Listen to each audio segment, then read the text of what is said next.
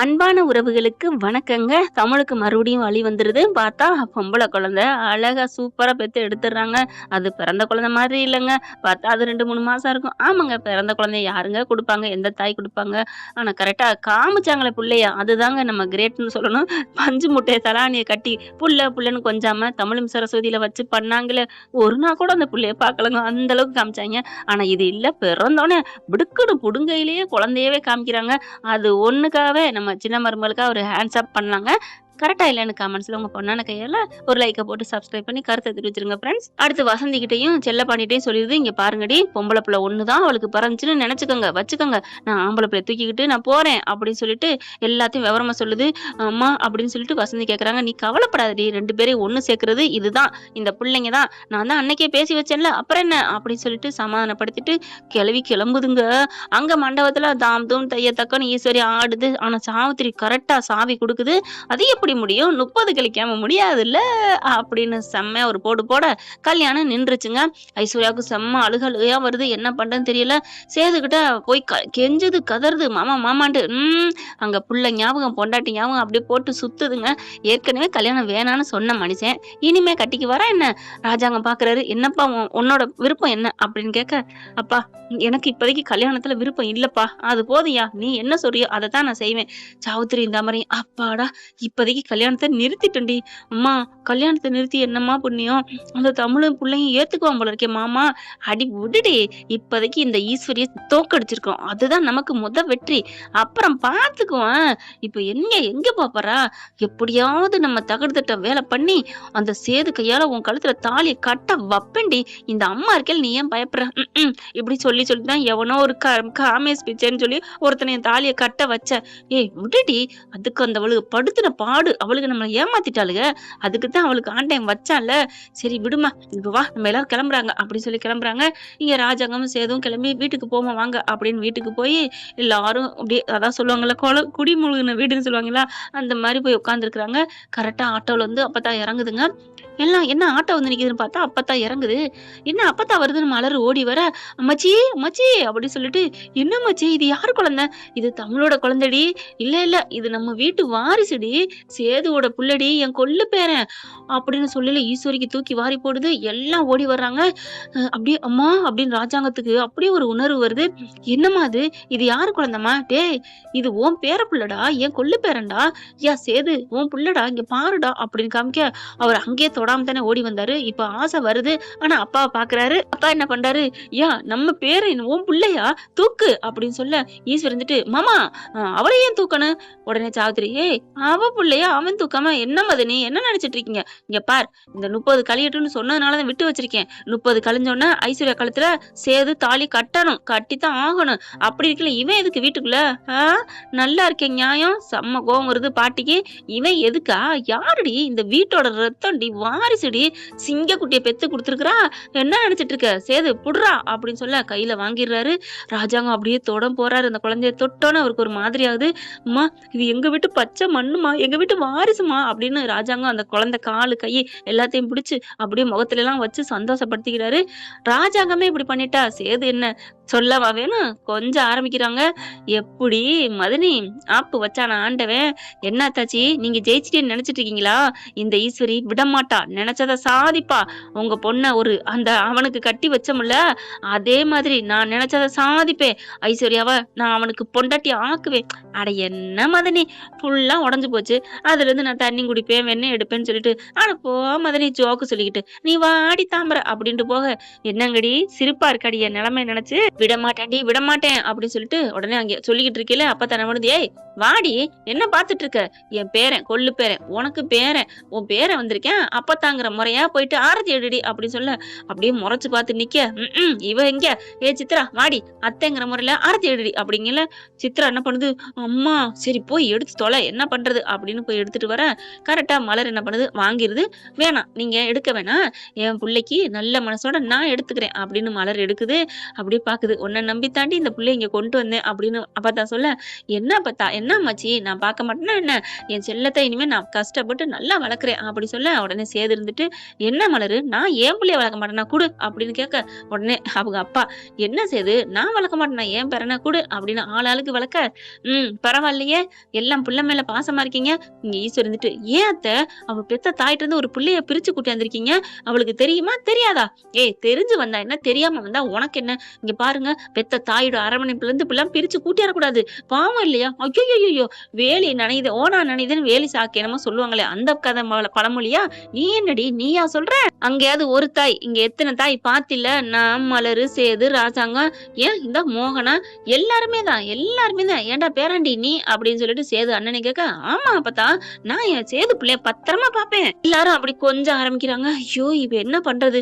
ஏண்டி சித்ரா அப்படின்னு தனியா போயிட்டு, இவன் தெரிஞ்சு கூட்டாந்திருப்பானா தெரியாம கூட்டாந்திருப்பானாடி தெரியலையே. ஏண்டி சித்ரா இந்த கிழவி இந்த குழந்தைய தெரிஞ்சு தூக்கியாந்திருப்பாளா தெரியாம தூக்கிட்டு வந்திருப்பாளா? தெரியாமலாம் எப்படி தூக்க முடியும்? அவதான் விட்டுருப்பா. முதல்ல புள்ளைய விடுவான் அப்புறம் நம்ம போவோம் அப்படின்னு சாதிக்க நினைக்கிறா. அதைத்தான் நான் நினைக்கிறேன் அப்படி சொல்ல, ஏய் விடக்கூடாதுடி நம்ம ஆஸ்பத்திரிக்கு போவோமா அப்படிங்கல. இப்ப போனா திட்டுவாங்க, நம்ம அப்புறம் போவோம் கண்டுபிடிக்காத அளவுக்கு போவோம் அப்படின்னு சொல்லிட்டு இங்க எல்லாம் பண்றாங்க. குழந்தைய குளிப்பாட்டுறதும் பாக்குறதும் அப்படிதான் பாக்குறாங்க. நைட் ஆயிருது. நைட்ல பாத்தீங்கன்னா புள்ள வீறுன்னு அழுகுது. அங்க தமிழ்ச்செல்விக்கு என்னமோ தெரியல மனசு அவங்களுக்கு வலிக்குது. அம்மா என்னன்னு தெரியலம்மா எனக்கு ஒரு மாதிரியா இருக்குமா அப்படின்னு சொல்ல, ஒண்ணும் இல்லடி நீ விழுந்தில்ல அதனாலதான் அப்படி சொல்ல, இல்லம்மா என் வயிறு ஒரு மாதிரியா பெரட்டுதுமா அப்படி சொல்ல, புள்ள தொடங்கும் அப்படித்தாண்டி இருக்கும். அடி கூறுகட்ட குக்கரு அவ இன்னொரு புள்ளைய மிஸ் பண்றது வயிறு தேடுது மனசும் தேடுது. அதை விட்டுட்டு அது இதுன்னு சாக்க சொல்லுது பேக்கு இங்க வசந்தி. இப்ப என்ன பண்றாங்க தமிழுக்கு ஒரு மாதிரி ஆகுது. குழந்தைய தூக்கி வச்சு பால் கொடுக்குறாங்க. அதுக்கப்புறம் அவரை தூக்கிட்டு வந்தது காப்பாத்துனது எல்லாத்தையும் நினைச்சு பாக்குறாங்க. அம்மா அப்படின்னு சொல்லி கூப்பிட, என்னம்மா எனக்கு எனக்கு ஒரு மாதிரியா இருக்குமா அவரை பார்க்கணும் போல இருக்குமா? என்னடி சொல்ற? ஆமாம்மா அவரு எனக்கு எப்படி கஷ்டப்பட்டு தூக்கிட்டு வந்தார் தெரியுமா? அப்படி வசந்திக்கு, தமிழு அப்ப மாப்பிள்ளைய நீ நினைக்கிறியா? நான் மாப்பிள்ளையா நினைக்கலம்மா ஒரு மனுஷனா என்னை எப்படி பாத்துக்கிட்டாரு தெரியுமா? எனக்கு ஒரு மாதிரியா இருக்குமா நான் அவரை பார்க்கணுமா? ஏய் எப்படி பார்க்க முடியும்? நீ எப்படி அங்க போக முடியும் அப்படி சொல்ல, வேணா மாப்பிள்ளைய வர சொல்லவா? வருவாரா என்னன்னு தெரியலடி, அவசரத்துக்கு உன்னை கொண்டாந்து விட்டாரு. ஆனா எப்படி பரவாயில்லம்மா கூட்டிட்டு வாமா அப்படி சொல்ல, சரின்னு சொல்லிட்டு வெளியில வந்து அப்பத்தாவுக்கு போன் பண்ணுது. இந்த மாதிரி மகளோட ஆசையை சொல்ல, என்னடி சொல்ற என் பேரை பாக்கணுங்கிறாளா ஆச்சரியமா இருக்கு. சேது கேட்டுறாரு, என்ன அப்பத்தா என்ன? இரு இரு அப்படின்னு சொல்லிட்டு, சரிடி வை நான் அப்புறம் உனக்கு போன் பண்றேன் அப்படின்ட்டு, இங்க பாரியா உன் பொண்டாட்டி உன்னை பாக்கணுங்கிறாயா? என்ன அப்பத்தா சொல்ற? அவ என்னைய பாக்குறாளா? அவ திமிரு பிடிச்சவளாச்சே. டேய் சும்மா சும்மா ஒருத்தைய பார்த்து திமிரு பிடிச்சன்னு சொல்லாதடா. அவ நல்லவதான். நீ திமிரா தப்பா நடந்துகிட்ட உன்கிட்ட திமிரா காட்டினா.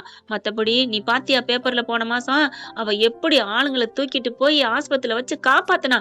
சிறந்த சேவைக்குன்னு பரிசே கொடுத்துருக்காங்க. என்ன நினைச்சிட்டு இருக்க? அது கரெக்ட் தான். ஆனா என்கிட்ட திமிரா தானே நடந்துக்கிறா.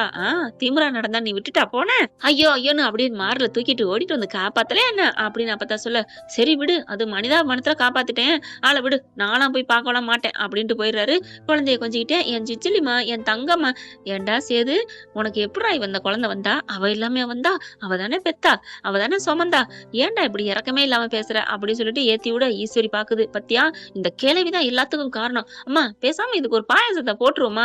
போடுவண்டி போடுவோம், கூட்டி சீக்கிரமே போடுவோம், அப்பதான் இது அடங்கும் அப்படின்னு இங்க பேசிட்டு இருக்க.